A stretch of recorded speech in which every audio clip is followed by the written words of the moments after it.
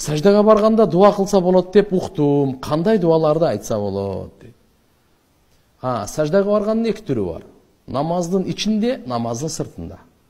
Намаздын сыртында эле жөн эле сажда кылсаңыз, намазды окубай элечи, анда каалаган дуаңызды кыла бериңиз.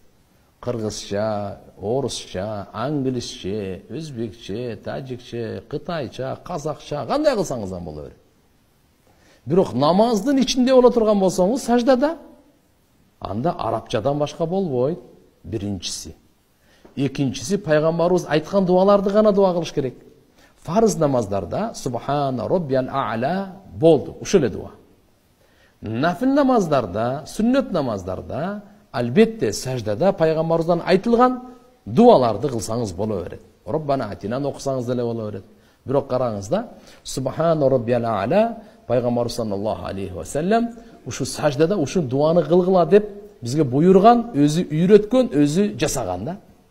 Бу Субхана Роббиял А'ла bundan ötken ulu dua yok.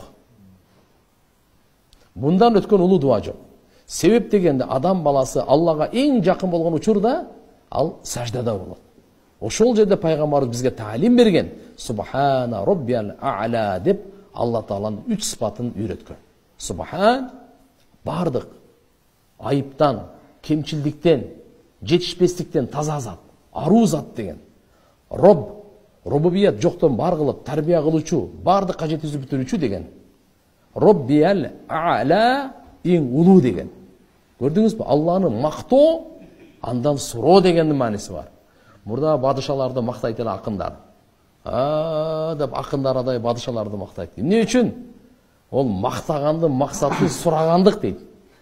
Биз жака да билесе берип коюңуз эми деп. Анан ошо мурунку бадышалар кичинекей ушундай бир мешочиктер менен анан алтын күмүштөрдү беришкен. Ана мактаганына жараша.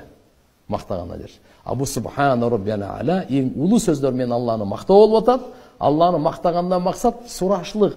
Жүрөгүңүздө эмне кажетиңиз болсо Кудайым билип турат, ошону бере берет.